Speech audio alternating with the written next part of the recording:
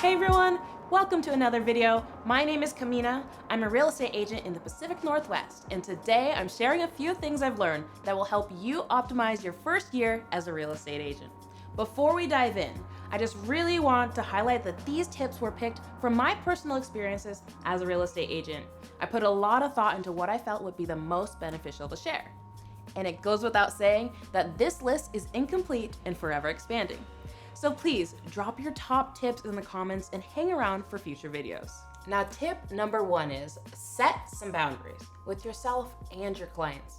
This will really help you create a more seamless work-life balance. I have found that setting office hours to work out really well for me, and I established this right away with my clients so they know when I'm easily reachable and when I'm away. Clear and open communication is vital to a client-realtor relationship, and it's nice to avoid those middle of dinner phone calls. Tip number 2, it may be the most important. Be yourself. Actually and truly, just be you.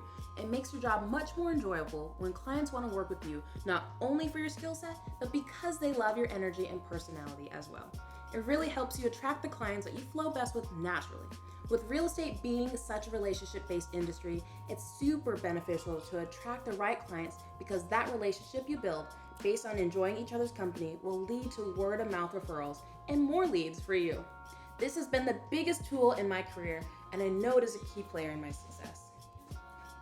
My last tip is a loving reminder of those pesky real estate exams and some tips on getting through them.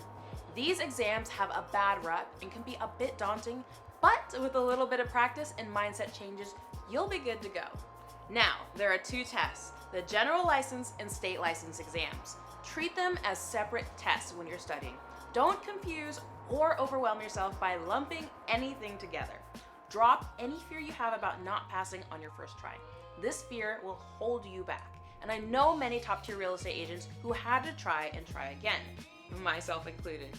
If you don't consider yourself a great test taker, remember, you are doing this to kickstart a career and you have as many tries as you need. So take deep breaths.